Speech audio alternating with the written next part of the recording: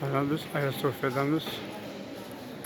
Mana Vizantiyadan qolgan, Romadan qolgan imoratlar, Ashrat ibodatxonasi Mehmet Fatih Sulton Hazratlaridan zamonida fath qilinib, ozod qilinib, musulmonlar qo'liga o'tgan, jami bo'lib o'tgan. Alhamdulillah, mana hozir shundan beri namoz o'qiladi bu yerda. Hozir ichkari kiramiz.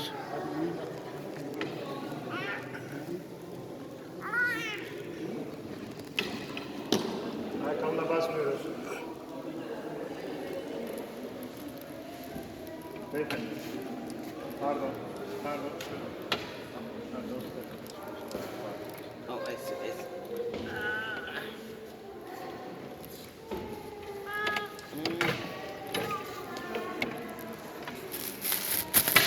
Bismillahirrahmanirrahim. Mana Hagia Sofiyaning ichi, jamining ichi. Mana alhamdulillah. Mana Cumhurbaşkanı Recep Tayyip Erdoğan tashabbusi bilan alhamdulillah mana jami qilib ochildi. Yana shundan beri foydalanyapti. Mana alhamdulillah. Jamining ichi, Hagia Sofiyaning ichi. İnşallah davri qiyomatgacha namozxonlarga ibodatxona, namozxon, jami bo'lib qoladi. Alhamdulillah.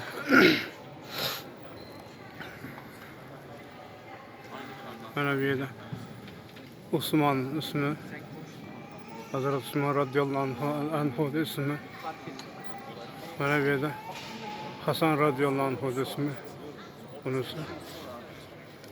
Burada Abu Bakr, Allah subhanahu taala, Allah Celle Celaluhu, Muhammed sallallahu aleyhi ve sellem. Yerda Umar,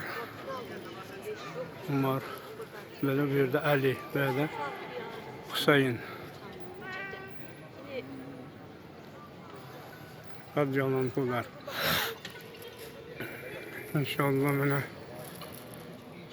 şimdi yürüp doğrusu 2 rekat Tahiyyatul Mescid namazını okuyumuz inşallah. O nerede bir o yaklaştırsam bir portret resim koyuyor. Mana Başında nima olish vermedi bilmiyorum. Ben turgan.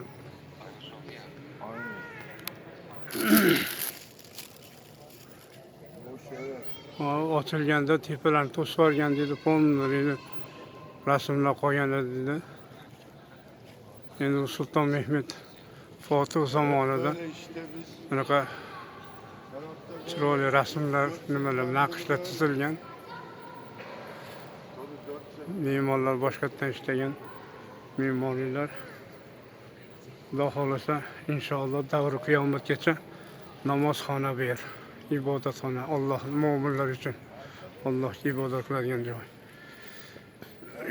Alhamdulillah. Alloh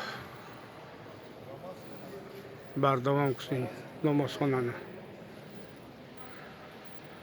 Mana shu ochilganiga 3 yil bo'lgan bo'lsa, endi kiryapman men. Qiziqmagandim. Endi hozir o'tib ketyapti. To'xta, Hagia Sofiyada shomda o'qib ketaman deb mana shu yerga to'xtadim. Sulton Ahmet jamisining ozgina mendirog'ida shu Hagia Sofiya masjidi jamisi. Mana ozgina tushuncha berdim sizlarga.